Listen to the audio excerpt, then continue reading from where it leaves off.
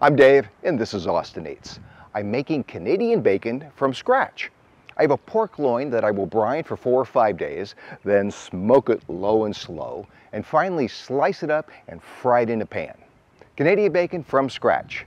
It's easy to make, it tastes great, and it's right here on Austin Eats.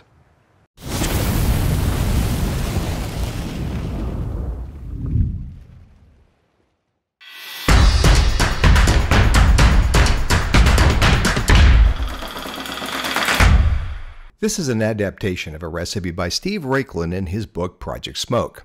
I'm starting out with about a 4-pound pork loin. I'll cut this down the middle and use the right side with more fat to make a pork loin roast.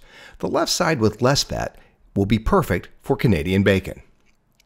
To make the brine, I'll add some fennel seed, dried thyme, peppercorn, kosher salt, sugar, some pink curing salt, a little garlic, and a bay leaf, and some water. I'll bring this to a boil to dissolve all of those solids and then let it cool down to room temperature and refrigerate it for a little bit.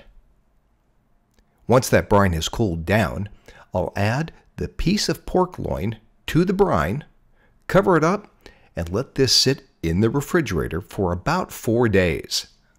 Make sure to turn it over once each day. 4 days later, rinse it off, pat it dry, and fire up the smoker.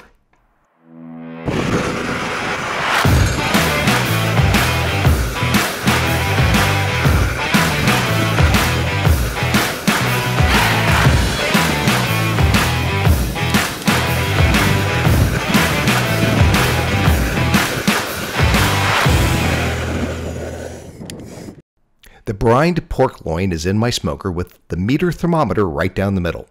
Notice that I've tied this up with a little bit of butcher twine. I did that because this end of the pork loin was somewhat flat, and by tying it up, I'll form a nice round roast, and I'll more likely will get round Canadian bacon when this thing is done.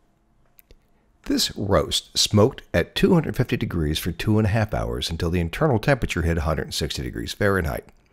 I then let it cool to room temperature, wrapped it up, and refrigerated it overnight. The next day, I sliced it up, fried it up, and enjoyed some wonderful homemade Canadian bacon.